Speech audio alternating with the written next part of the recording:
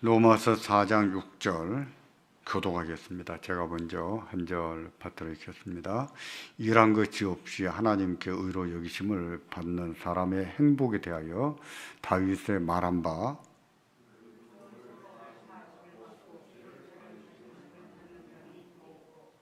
주께서 그 죄를 인정치 아니하실 사람은 복이 있도다 함과 같으니라.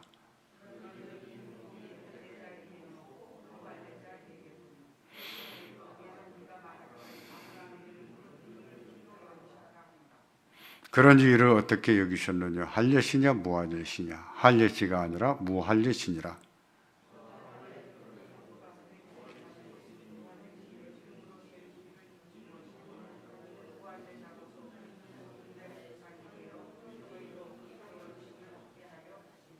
아멘.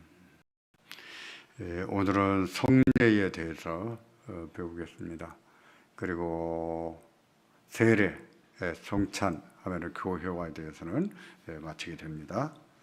일한 것이 없이 하나님께 의를 여기심을 받는 사람의 행복에 대해서 다윗이 뭐라고 했냐면은 불법을 사하심을 받고 죄를 가르침을 받는 자가 복이 있다 했습니다. 여러분 어떻게 생각하십니까? 죄를 졌는데 알아요. 죄를 진 것도 압니다.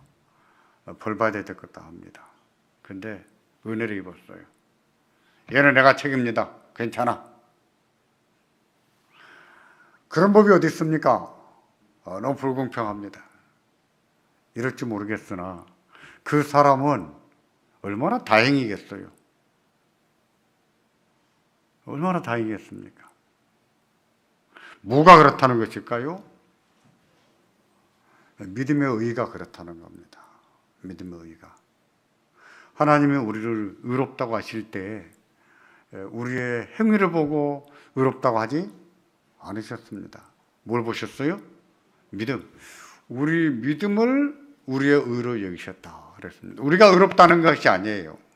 우리의 믿음을 의로 여기셨다 그랬습니다. 하나님을 믿는 믿음을. 그것을 뭐라고 얘기하냐면은 은혜다고 말합니다. 은혜 언약이다 이렇게 말해요. 근데 세례라고 하는 것은 그처럼 은혜로 구원받은 것을 도장을 찍은 거예요. 표를 새겨준 거예요. 이 사람은 의롭다 하는 뜻으로 구원을 받았다 하는 뜻으로 표를 준 거예요. 표. 그게 뭐라고요? 세례라는 겁니다. 세례는 일평생에 몇 번 받습니까? 한 번. 그러면 그렇다는 것을 자주자주 거행하는 것이 무엇이죠? 성찬이에요. 성찬은 자주 거행합니다. 해야 합니다. 칼빈 선생님은 매 주일마다 거행하기를 원했어요. 그런데 못했습니다. 왜냐하면 제너바 교회 장로님들이 그러면 우리와 가톨릭이 너무나 비슷하게 볼 것 같습니다. 그래서 칼빈은 매주 거행을 못했습니다. 자주 시행하는 것이 좋다 이렇게 가르쳤는데 한국 교회는 전통적으로 1년에 2번 시행을 합니다. 근데 우리는 1년에 12번 했지, 한 달에 한 번씩. 요즘에는 개신교 가운데서 성찬식을 매주 하는 교회도 생겨납니다. 잘하는 것일까요? 못하는 것일까요? 잘하는 것이죠. 왜 그럴까요? 성찬은요, 저는 설교를 하는데 매주마다 예수님이 십자가 죽으셨고 부활하신 이 얘기만 할 수는 없어요. 성경 66권을 설교를 해야 되니까. 근데 매주마다 예수님이 십자가 죽으셨습니다. 우리의 죄를 위해서 죽으셨습니다. 그런 사실을 듣고 눈으로 보고 또 입으로 먹음으로 감각할 수 있는 것이 뭐예요? 성찬이라는 거예요. 성찬은 예수님의 죽음과 그리고 부활과 그 고난을 우리가 매주 눈으로 설교를 보는 것 같아요. 그래서 성찬식은 눈으로 보는 설교다. 이렇게도 말할 수 있어요. 물론 성찬식이 하나님 말씀을 읽지 않고 성찬과 하나님 말씀이 이렇게 동떨어져 버리면 이거는 미신이 됩니다. 근데 성찬이 미신이 아니고 진리로 남아 있을 수 있는 것은 무엇 때문일까요? 성경 말씀이 끊임없이 지원해 주기 때문에. 그렇게 될 수 있어요. 여러분 아마 로마, 이태리 마피아 나오는 그런 영화 보면은 그 마피아 단원들이, 갱단들이 그 막 사람 죽이고 이렇게 하잖아요. 몰래가 죽이고 막 이렇게 해놓고 꼭 한 번씩 어디 갑니까? 고해성사로 가는 거 보셨죠? 그게 이해가 됩니까? 이해되세요, 그게? 난 도무지 이해가 안 되는 거예요. 예전에 뭐 믿음이 없을 때도 어떻게 사람 죽여놓고 가서 신부한테 가서 고해성사하고 그리고 됐다고. 그게 뭐예요? 미신이에요, 미신. 성찬이 그렇다는 겁니다. 성찬이 하나님 말씀의 지지를 받지 못하면 성찬은 미신으로 전락합니다. 그래서 우리는 성례, 다음 주는 세례, 그 다음 주는 성찬을 배우지만 이게 꼭 누구와 비교가 되냐면은 반드시 가톨릭과 비교가 될 수밖에 없어요. 꼭 그 가톨릭을 해야 됩니까? 거부감이 있을 수 있는데 어쩔 수 없어요. 가톨릭의 그 미신적인 칠성례에서 종교개혁가들이 개혁하면서 그러면 성경적인 성례는 뭐냐, 어떤 것이냐를 가르쳤기 때문에 그렇지 않으면 이것이 우리가 어떻게 다른가 알 수가 없어요.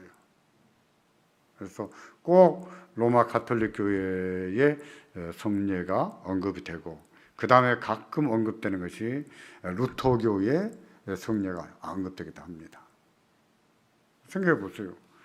성찬식에 받는 떡이 우리가 먹으면 예수님의 살로 변할까요?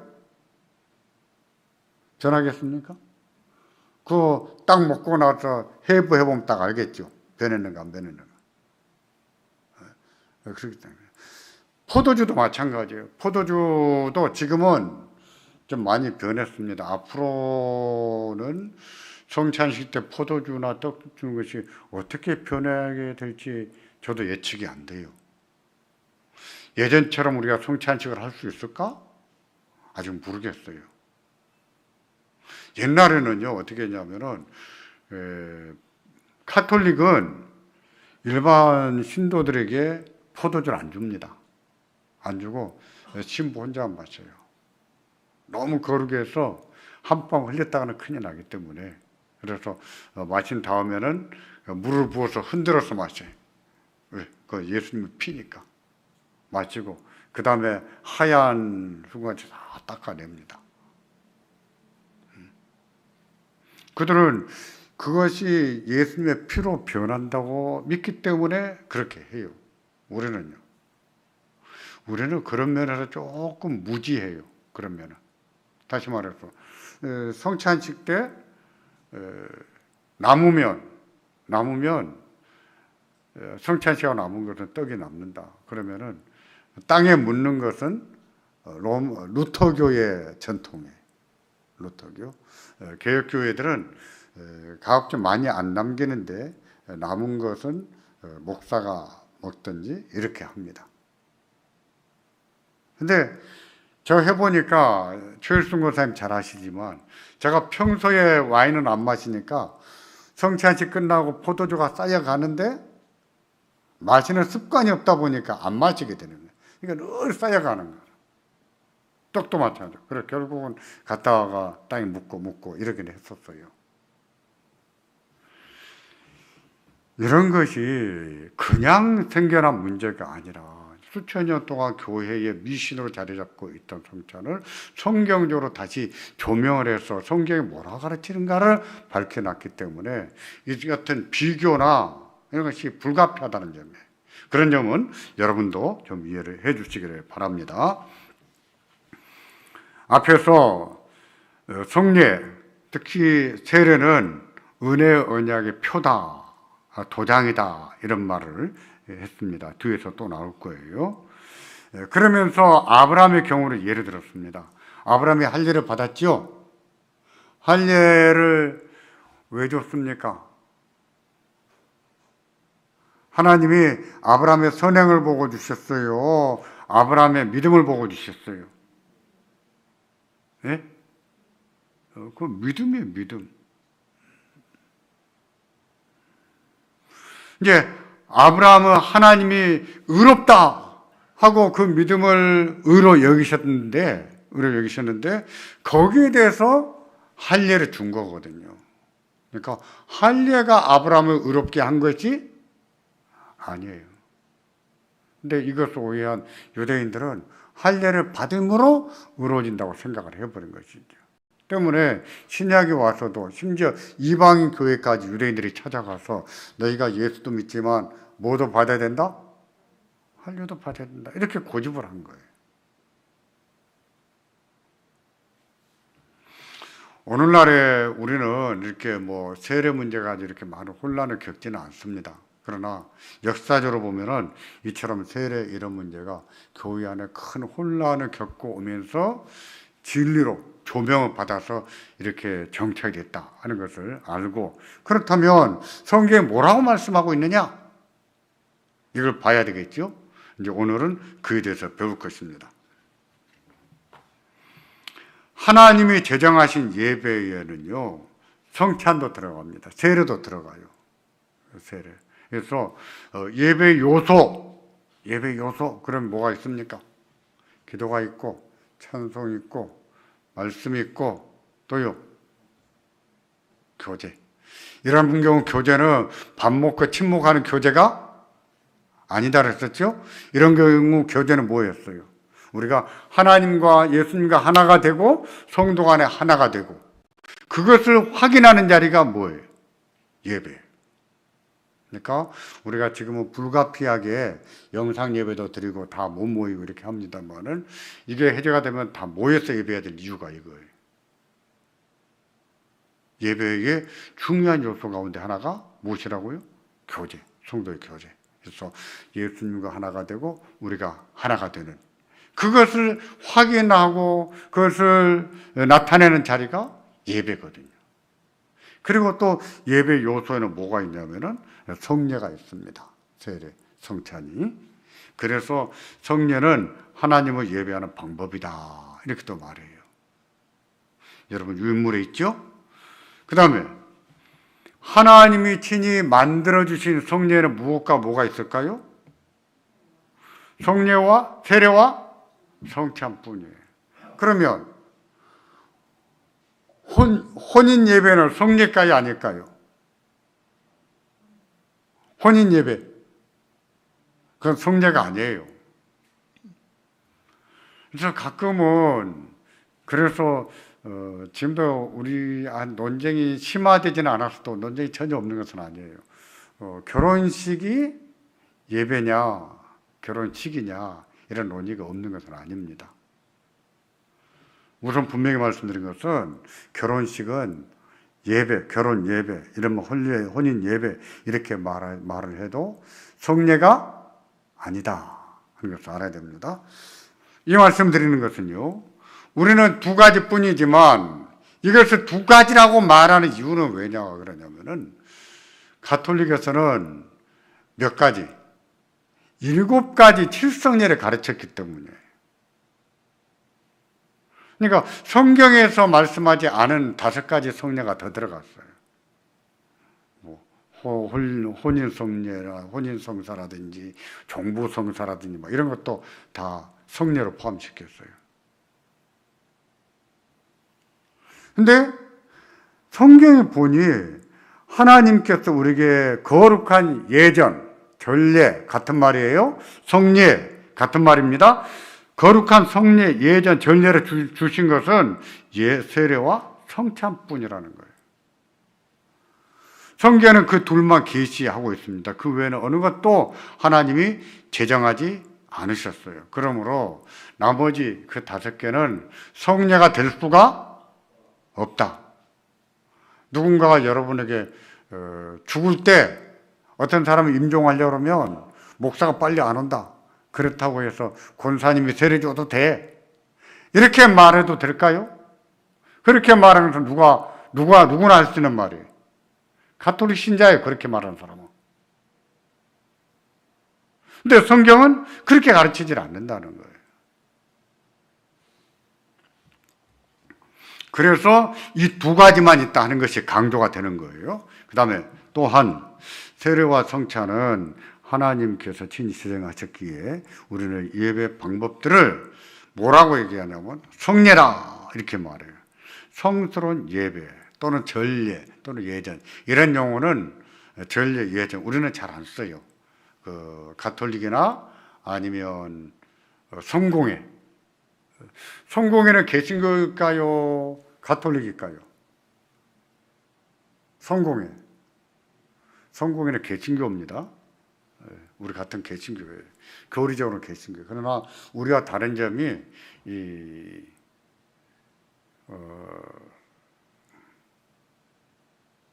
매주마다 예배에서 말씀이 중요하지 않고 예배에서 성찬을 중요하게 여긴다는 점에서 그래서 딱 보면 마치 누구와 가깝냐면은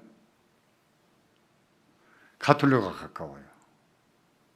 더군다나 성공의 목사들을 뭐라 부르냐면 한국은 신부로 부르죠. 그러니까 성공의 신부나 가톨릭 신부나 별로 구분이 안 돼서 그쪽에 가까운 줄 아는데 실은 아니에요. 그래서 성공회의 신학자들이 또는 목회자들이 쓴 책들 그런 책이 한국 개신교계에서 많이 일으킵니다. 예를 들면 로이드 존스라든지 또 존 스타트라든지 이런 분들은 전부 다 성공회 목사들이에요. 정말 그들이 가르치는 그 말씀은요 가톨릭에서 가르칠 수가 없어요. 교리적으로 너무 다르니까. 내용을 보면은 완전 개신교예요. 성공회는 개신교입니다. 다만 예배에서 전례가 많이 성례가 많이 강조되고 별로 말씀을 가르치지를 않은 점에서 한국의 성공회는 꼭 가톨릭 같아요. 하지만 영국 가보면 두 가지 다가 있어요. 조금 여러분이 믿음 생활하면서 사람들을 이렇게 만날 때 그런 점을 알고 있으면 좋을 것 같습니다. 성례의 목적 보면 방가로 1번, 2번에 보면 이런 말 있죠. 표호, 그 다음에 인장 이런 말이 있죠. 이제 우리말 바꾸면 표호 이런 말을 했지만 표 그 말이 사인이야. 그리고 인장은 뭐냐면 도장이야, 도장. 그러니까 성례는 뭐냐? 은혜 언약의 표다. 성례는 뭐냐? 믿음으로 구원을 받았다고 도장을 찍어준 것이다. 이런 뜻이에요. 이 부분을 조심해야 돼요. 세례를 받아야 구원을 받습니까? 구원을 받아서 세례를 줍니까? 예?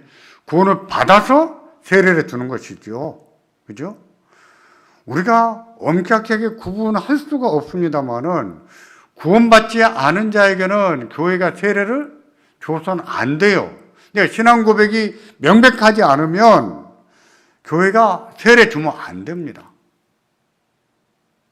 근데 한국 교회는 이건 너무 잘못했어요. 교회 나온 지 몇 달만 지나면 무조건 세례 줘버리고 한 1년 되면 다 집사직분 줘버리고 이렇게 해버리니까 세례의 의미를 교회 자체가 너무 훼손해버렸어요. 제가 전에도 그런 얘기 있지만 군대 갔을 때 3주 지나고 나면 내 훈련소에서 4번째 주에 교회 3번 나오면 전부 훈련해서 세례 줬어요. 초코파이 하나씩 줘. 제가 초코파이 세례를 다 했습니다. 그런 식으로 세례 주면 안 된다는 거예요. 신앙 고백이 없는데 어떻게 세례를 줍니까? 그러다 보니까 세례가 구원받은 표라고 말할 수가 없는 것이죠. 구원받은 자에 대한 도장이다, 인치십니다. 이렇게 말할 수가 없는 것이죠.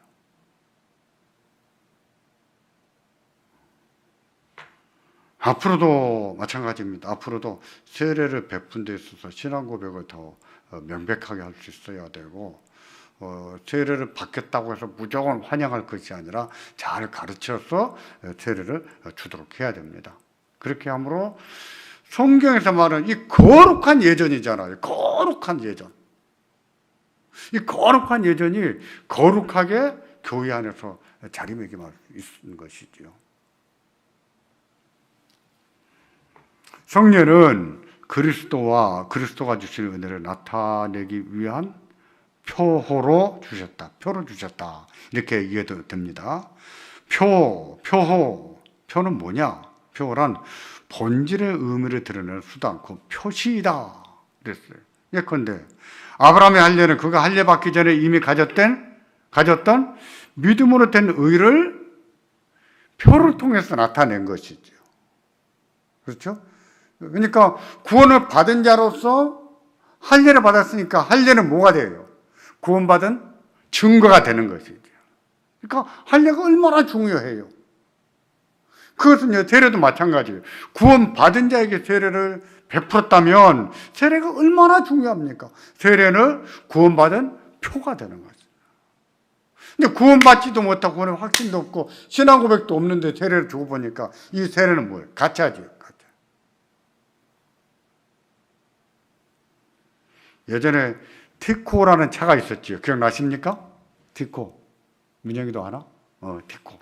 말 많은 차입니다. 운전하다 막 가다가 보니까 차가 가질 않더랍니다. 왜 안 가나 내려보니까 차가 껌을 밟아서 안 갔다. 이런 말이 다 있었어요. 고속도로에서 제일 빠른 차 티코. 왜? 쪽팔려서 제일 빨리 가본다. 이런 말도 있었고. 근데 그건 다 좀 지나친 말이고 이런 게 실제로 있었어요. 어떤 사람들이 티코에다가 벤츠마크를 달고 다녔던 것 기억나십니까? 티코에다가 벤츠를 달고 다니는 벤츠표를 달고 다니는 차들이 많았어요. 그 벤츠표를 붙였다고 티코가 벤츠 됩니까? 아니지요. 저 가짜지요. 세례가 그렇다는 거예요. 구원받지 못한 자들에게 무작위로 막 베풀다 보니까 세례가 구원받은 표가 아니라 이게 가치가 훼손돼 버린 거지. 그런 점에서 세례 베푸는 것을 신중해야 되는 거예요. 예전에 제가 소개했던 책, 중생의 본질인가? 이런 책에 보면은 그 저자가 목사님이신데 그분이 그런 얘기했어요. 자기는 목사가 되고 난 뒤에 거듭났다. 구원도 못 받았는데 신학교도 가고 목사가 되어버린 거예요. 그런 일이 있어요. 이 사람은 다행이죠, 그나마. 근데 그가 이런 얘기를 했어요. 보면은 교회에 나온 지 한 2년 된 사람이 목사님, 저도 이제 세례 받을 때가 된 것 같습니다. 세례 받겠습니다. 이러더랍니다. 그래서 그 목사님이 그러시면 1년만 더 기다려 보세요. 그랬다는 거예요. 우리 같으면 2년이나 아직 안 받았어요. 아직도 세례 안 받았습니까? 어디서 받으라고 이러겠죠, 우리 같으면. 근데 그 책에 보면 그 목사님 그러신다는 거예요. 1년만 더 기다려 보시고 또 하나님 말씀 좀 더 배워보세요. 그리고 당신이 구원받았다는 확신이 있을 때, 진으로 증거가 될 때, 그때 세례 받읍시다. 이렇게 얘기했다는 거예요. 맞아요. 그래야 돼요. 그래야 세례가 거룩한 세례가 되지요. 구원받은 표가 되고 인장이 되는 것이죠. 교회가 이런 것들을 얼마나 신중하게 해야 되겠습니까? 직분도 마찬가지예요. 직분도.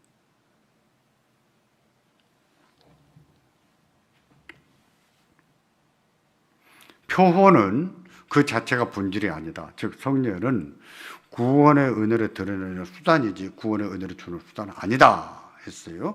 이 말은 뭐예요? 구원을 받아서 성례를 주는 것이지 성례를 받았다고 구원을 받는 것이 아니다 그 말이에요. 그러므로 본질은 구원의 은혜와 그 표의 성례는 서로 구분해야 된다. 이런 말과 같은 겁니다. 세례 받았다고 해서 다 구원받은 자로 여겨서는 안 된다. 이런 말과도 같아요. 그 다음에 성례는요, 은혜의장의 인장, 도장이다 그랬습니다. 성례는 그리스도 안에서 은혜로 받는 구원을 확증해주는 인장으로 주셨다. 인장이란 어떤 사실을 확증해주는 기호 또는 도장이다. 그렇듯 성례는 성도가 이미 받은 구원을 성도에게 뭐 해주는 거예요? 확증해주는 증거지요. 때문에 세례의 의미 가운데 하나가 무엇입니까? 나는 죽었다. 누구와 함께? 예수님과 함께 죽었다. 그런 의미가 있지요. 함께 죽고 함께 살았다. 그런 의미가 있는 것이죠. 연합의 의미. 먼저는 누구와의 연합이죠? 예수님과의 연합이고, 그 다음에 교회와의 연합이고. 그런 점에서 교회가 뭔가를 생각해야 돼요. 세례 하나도 이런 식으로 해버리니까 교회나 세상이랑 뭐가 다릅니까? 물량주의, 성공주의. 교회가 세상과 뭐가 다르겠어요?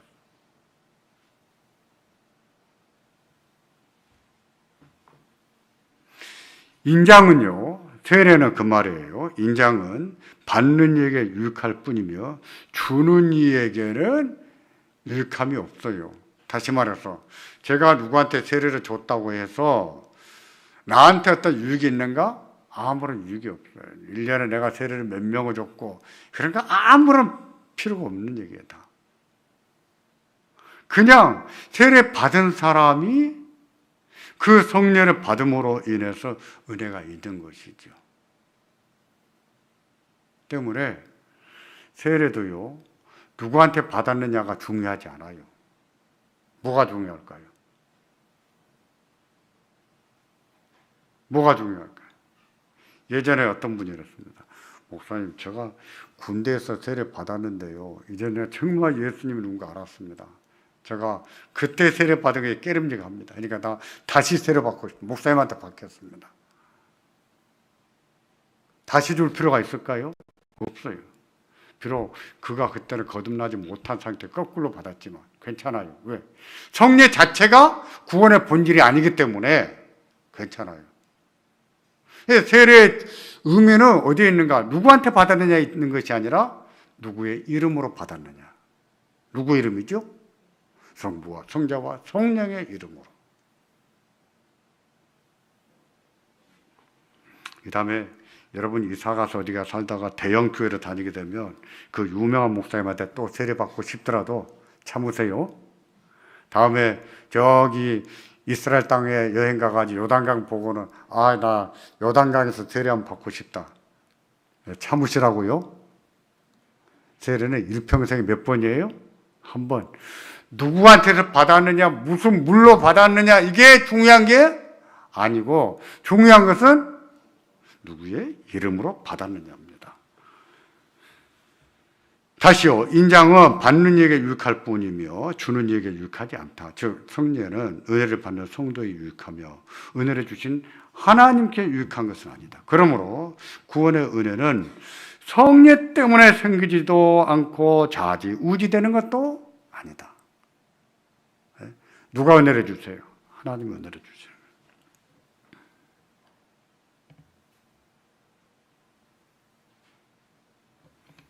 우리가 교회에서 교인들을 이런 말을 잘 안 쓰는데 교회가 엄격하게 적용하자면 해야 될 문제예요. 교회 회원과 회원이 아닌 사람 이렇게 구분하는데 세례받지 못한 사람은 교회 회원이 아니에요. 정식의 회원이 아니에요. 그러니까 공동의회에 참석을 못하는 거예요. 그런 사람은. 이제 그런 명부도 만들어 놔야 되고 또 목사가 다 파악하고 있어야 되고 이래야 되거든요. 또 공동의회도요. 6개월 동안 출석하지 않은 사람은 참정권 안 드립니다. 우리 헌법에 그렇게 돼 있어요. 그러니까 지난번에 동작중앙교회도 그런 문제 있었어요. 어떤 목사님은 누구를 지지할 거냐 편이 갈라졌는데 몇 년 동안 교회 안 나오던 막 아들을 데리고 오는 거예요. 그것도 장로님이. 그러면 욕을 바가지로 먹겠습니까? 안 먹겠습니까? 장로가 돼가지고 그런 욕까지 더불어 먹는 것이죠. 아니에요. 6개월 동안 교회 출석하지 않은 자에게는 회원권을 안 드립니다. 그날 거기 참석하면 안 되는 거예요. 그렇게. 그런 것과 마찬가지입니다. 자, 회원이라고 하는 기준은 세례 받은 사람들, 그들을 교회 회원이라고 합니다. 성례는 교회에 속한 사람과 세상에 속한 사람을 눈으로 구별해 준다. 그러니까 예배당에 나오긴 나와도 성례 세례받지 못한 사람은 일단 어떻게 간주해요? 세상 사람으로 간주한다. 그 뜻이죠. 그만큼 성례가 중요합니다. 단 성례 자체에 의하여 눈으로 볼 수 있게 성도로 구별되는 것은 아니다. 교회가 구별 지어주며 교회 안에서 그 구별이 인정된다. 이거 우리가 배운 겁니다. 성도의 참례, 성례는 성도들이 하나님께 예배드리는 일에 엄숙하게 참여하도록 주셨다. 그러니까 성례를 받으면서 제가 한번 야단친 적이 있어요. 성찬 받을 때 옆에 사람을 얘기하고 웃고 그래서 내가 뭐라고 한 적이 있는데 그거는 상식 바뀌지요. 생각해 보세요. 예수님이 십자가에 죽으셔서 그 살점을 받아먹는데 옆에 사람과 여담하고 웃고 그러면 되겠습니까? 상식이 없는 것이죠. 성례는 기본적으로 예수님의 죽음을 상기시키는 거예요. 십자가의 죽음. 그런 의미로 예수님 살점을 찢어서 나눠주는 것 같은 거예요. 피를 나눠 먹고. 근데 웃고 먹어요. 장난쳐요? 그렇게 하면 안 됩니다. 그래서 성례는 성도들이 하나님께 예배드리는 일에 엄숙하게 참여하도록 한다. 그 말이에요. 근데 현대 교회는 너무 사람 중심의 예배가 돼버려요. 사람 중심의. 하나님 중심 예배가 아니라 사람 중심 예배. 우리가 좋아야 돼. 하나님이 좋아야 되는 것이 아니라. 그러니까 노래를 선정해도 다 우리한테 위안이 되느냐, 기쁨이 되느냐, 우리에게 재미가 되느냐, 이게 기준이라. 하나님께 감사가 되느냐, 하나님께 찬양이 되느냐, 하나님께 영광을 돌리는 것이냐, 이런 것은 고려하지 않아요. 너무 인간 중심이지요. 그러니까 성례도 이렇게 변해가는 거예요.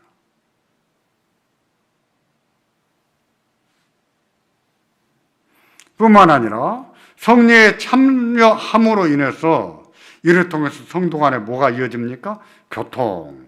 이게 뭐예요? 교제라는 거예요. 성도의 교제. 성례는 어떤 효력이 있을까요? 1. 성례 자체에 성례 효력이 있는가? 세례를 주면 세례 자체에 효력이 있을까요? 성찬을 먹으면 성찬 자체에 신통력이 있을까요? 아니지요. 그것을 합당하게 받을 때 하나님이 은혜를 주시는 거죠. 하나님이 은혜를 주시는 거예요. 성례마다 그 표호와 그 표가 의미하는 본질, 그리스도의 구원하시는 은혜, 그 본질은 은혜지, 하나님 은혜죠. 여기에는요, 영적인 관계, 성례적인 연합이 있습니다. 무슨 말이냐면, 우리가 합당하게 세례를 받았다면, 우리가 받은 세례는 우리가 구원받았다고 하는 뭐가 된다고요? 증거가 되고 표가 된다고 그랬었죠. 그리고 저 사람은 참 신자라고 하는 표가 돼요. 근데 신앙 고백도 없고 참된 믿음도 없이 세례를 받아버리면 그 세례는 뭐가 돼요? 가짜라는 것 증거밖에 안 되는 거예요. 그러니까 세례 그 자체, 표 그 자체와 그 세례가 의미하는 본질을 같아야 되는데 같지가 않다 이 말이죠.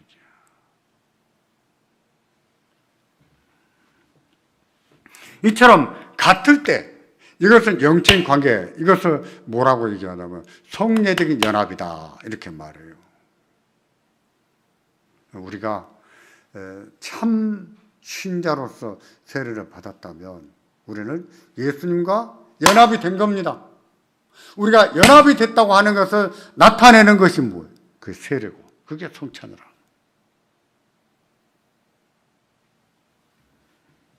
그렇기에 표어의 명칭들과 효과들은 그 표어가 의미하는 본질에서 나오는 것이지 그 표어 자체가 아니다. 세례 자체나 성찬 자체가 어떤 은혜를 주는 것이 아니다. 아셨죠? 예. 그러니까 성찬에서 받은 빵이 우리가 먹으면 예수님의 살로 변할까요? 안 변할까요? 안 변한다. 빵은 빵이에요.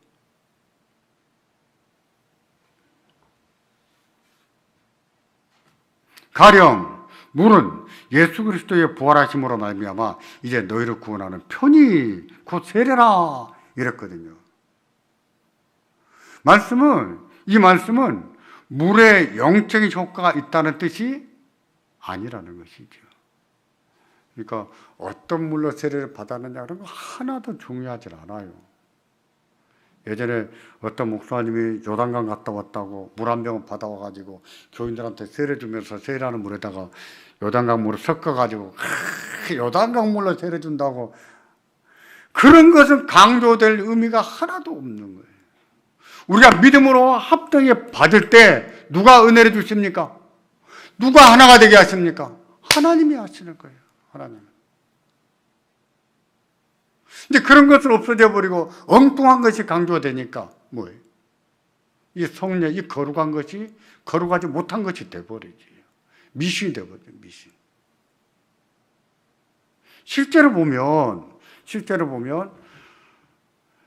미신이 어디에 제일 많이 나타나냐면 성찬에서 많이 나타나요. 미신적인 요소가. 그래서 개혁가들은요 성찬 가지고 많이 싸웠습니다. 글도 많이 썼어요. 우리도 그래요. 예수 믿는 신앙이 미신적인 신앙이 되지 않도록 굉장히 조심해요. 그건 신앙이 아닙니다.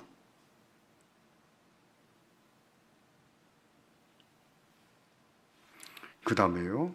따라서 성례 자체에는 영적 효력이 없다. 그러므로 세례가 사람을 거듭나게 한다거나 성찬이 예수님의 몸으로 변한다거나 물이나 포도주나 빵의 종류에 따라서 효과가 다르다는 식으로 말하면 뭐예요?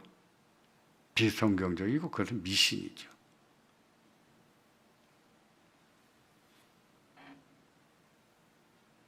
이제 한국 교회는 너무 이제 편리주의로 갔습니다. 저도 우리 교회도 이거 고쳐야 되겠다 이런 생각하는데, 우리도 이제 너무 편리주의로 간 것이, 본래 세례의 의미, 성찬 의미가 한 몸, 한 떡, 하나의 떡, 하나의 몸, 이게 강조가 되거든요. 근데 우리는 편리상 다 썰어가지고 다 하나씩 집어먹게 만드니까 하나의 의미가 없는 거예요. 그래서 우리 교회는 어떻게 고민하다가 함께 먹는 걸로 했습니다만은, 이것이 본래는 한 떡이 한 몸이에요. 한 몸. 예수님 몸이에요. 예수님 몸 한 몸이 찢어져서 그게 눈으로 보여야 돼. 왜? 성찬은 시각적인 설교이기 때문에 한 몸이 찢어져서 우리에게 나눠주신 게 되는 거예요.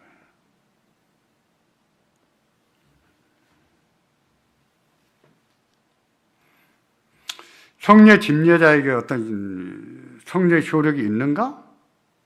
없다고 했죠? 읽어만 보겠습니다. 올바른 성례로 나타날 은혜는 집례자의 경건이나 의사에 좌우되지 않는다. 그 은혜는 어디서 오는가? 성령의 사역과 그 다음에 성례에 관한 말씀에 달려있다. 성령의 은혜, 그 다음에 말씀에 달려있는 것이지 성례를 베푸는 목사에게 있는 것이 아니다. 그 말씀에는 성례 집행 권한을 부여하는 명령, 하나님이 누구한테 성례를 집행하라고 하셨는가? 합당하게 성례를 받는 사람에게 주어지는 은혜의 약속, 이런 것들이 포함되어 있어요. 따라서 집례자에게는 어떤 효력도 없다. 그러므로 집례자의 능력에 따라 은혜의 효과가 다르다는 식의 주장은 미신이죠. 그러면 아무나 집례도 되는가? 그럴까요? 아니죠. 세례와 성찬 중에 어느 것도 합법적으로 안수를 받은 하나님 말씀의 서익제 목사 외에는 아무도 집행할 수가 없다. 한편 목사를 사제주의나 미신적인 존재로 생각해서도 안 된다. 사제란 말이 무슨 말일까요? 글자 바꾸면 뭐가 됩니까? 사제, 거꾸로 하면 제사장, 그 말이에요. 목사가 제사장일까요? 그렇습니까? 아니지요. 예수님이 십자가에서 제사를 단번에 완성을 시켰어요. 그러므로 우리는 목사는 제사장이고 여러분은 제사장이 아니고 그런 게 구분이 있을까요? 없어요. 또 이런 말도 우리는 안 씁니다. 성직자와 평신도, 개신교 목사들 중에도 이런 말을 쓰는 분들이 가끔 있어요. 근데 조금 부지한 소리예요, 그거는. 종교개혁가들이 강조하던 것 중에 하나, 성직자와 평신도 이렇게 구분지는 건 뭐냐면 사제는 거룩하고 여러분은 거룩하지 않다는 뜻이에요. 그 뜻의 의미는 그거예요. 그래서 그러지 않다는 것을 가르치면서 성직자와 제사장 이런 말을 쓰지 말라고 그랬어요. 그래서 우리는 안 씁니다. 저도 평신도 이런 말 안 쓰잖아요. 안 쓰죠? 대답 좀 해보십시오. 승식교는 왜 이렇게 아멘 안 하냐고 저보고. 그나 그래요? 그나 밤에? 기도가 끝나면 아멘 좀 하시든지. 기도가 끝나도 아멘도 안 해. 저가 제사장이라면 여러분도 똑같은 제사장이에요. 목사는 제사장이고 여러분 아니고 그런 것이 아니단 말입니다. 마찬가지로 성직자와 그 다음에 평신도로 이런 구분법도 옳지가 않아요. 우리 모두가 다 하나님 앞에 거룩한 백성이에요. 다 똑같은 거룩한 백성이에요.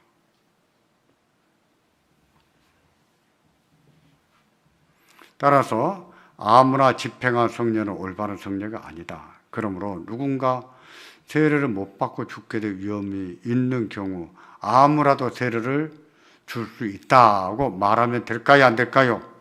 안 되지요. 예. 목사님, 우리 아버지 돌아가시려고 하는데 와서 세례 좀 해주세요. 가서 세례는 줄 수는 있어요, 목사가. 근데 일단은 들어봐야죠. 뭐를? 신앙 고백을 들어봐야죠. 신앙 고백이 있으면 줄 수 있죠. 신앙 고백이 없으면 줄 수가 없지요. 그래도 세례를 주면 지옥이 안 갈 거 아닙니까? 그럼 어디 간다는 얘기예요? 어디 간다는 거예요? 연옥 간다는 얘기예요? 그런 건 없습니다. 연옥이라고 하는 것은요, 본래 없는 거예요. 없는데, 단테 이전에 유럽 사람들에게는 지옥이 너무너무 무서운 곳이에요. 공포예요, 공포. 지금 여러분 지옥 가시면 되겠어요? 이런 말해도 안 무서워하잖아요. 근데 중세 사람들은 지옥 갈까봐 그냥 얼마나 공포에 떨었는지 모릅니다. 그러니까 면죄부 판매도 가능했던 거죠. 그래서 만들어지는 것이 연옥인데, 단테 이전에 유럽 사회에는 이렇게 음부에 관한 얘기들이 많이 있었어요. 음부가 아니라 연옥에 관한 얘기가. 그래서 그것을 집대성한 사람이 누구냐? 단테예요. 단테가 이렇게 그 연옥을 1단계, 2단계, 3단계, 4단계 이렇게 단계를 만들어 놨죠. 무슨 죄를 짓는 사람 몇 단계 가고 무슨 죄를 짓는 사람 몇 단계 가고 이런 것을 만들어 놓은 거예요. 그런 것은 성경에 없는 소리예요. 성경 무엇과 뭐만 있습니까? 지옥과 천국만 있는 거예요.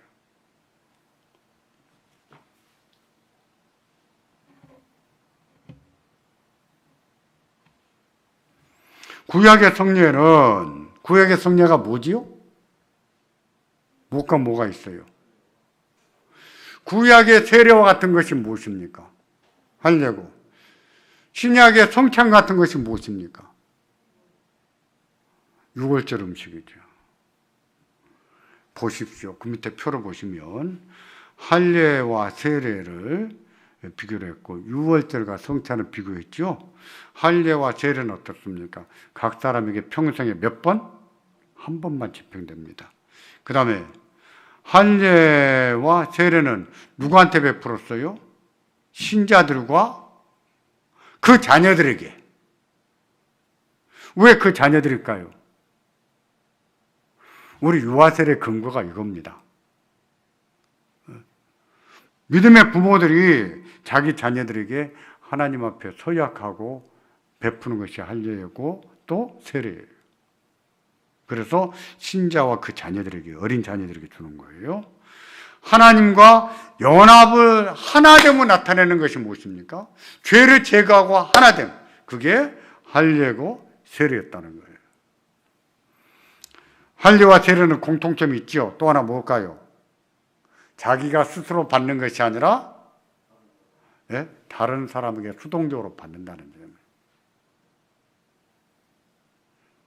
그래서 신약에도 보면 할례와 세례라는 말을 가끔 혼용해서 써요. 그러면 그것은 뭘 의미할까요?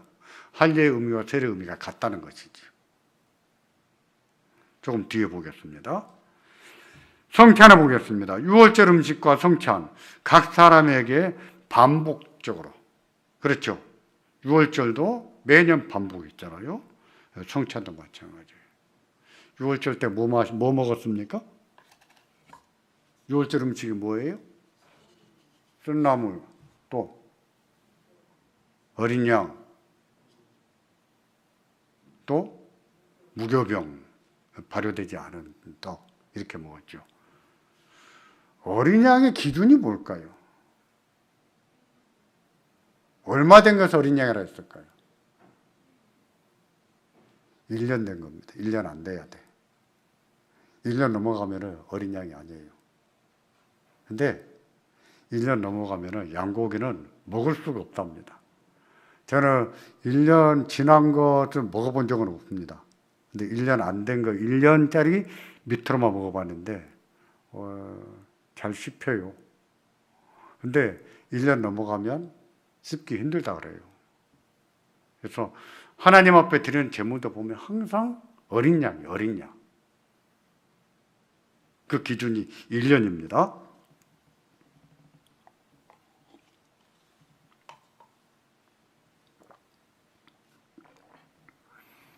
성찬은 어떻습니까? 세례와 달리 참여하는 자가 능동적으로 참여하는 것이죠.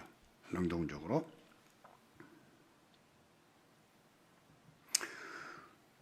정리해보면 밑에 또 성경은 신약과 구약의 성례의 명칭을 혼용해서 사용한다.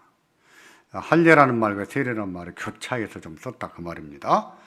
예컨대 할례만 받은 이스라엘 백성들을 가리켜서 뭐를 받았다고 말해요? 세례 받았다. 할례 받았는데 세례 받았다. 표현하는가 하면 고린도전서 10장 2절에 세례만 받은 골로새 교인들은 뭘 받았다고도 말합니까? 할례를 받았다. 그 사람들은요 세례 받았지 할례 받은 거 아니에요 문자적으로. 근데 세례 받았음에도 할례를 받았다 이렇게 또 표현해요. 왜 그랬을까요? 세례와 할례가 주는 의미가 같기 때문에. 그러면 의미가 같으면 우리가 지금에 와서 할례를 줄까요? 아니죠. 예수님이 제정하신 방식으로도 세례와 성찬을 주셨기 때문에 우리는 세례와 성찬만 지행해야 됩니다. 따라서 두 성례의 효력은 동일하다. 할례나 세례나 유월절 음식이나 성찬이나 다 똑같다는 말이에요. 그러므로 이를 부인하는 주장은 할례는 세례와 다르다. 이렇게 말하는 것은 성경적이지 않다. 성경적이다 아니다가 왜 그렇게 중요합니까? 왜 중요해요? 우리 신앙과 삶의 유일한 표준은 무엇입니까? 하나님 말씀이기 때문에. 만일에 하나님 말씀이 아니라면 우리는 도대체 뭐가 옳은가를 알 수가 없어요. 목소리 큰 사람이 이기게 돼 있어요. 그런 경우. 내가 꿈에 뭘 봤는데 이겨먹으면 이기는 거예요.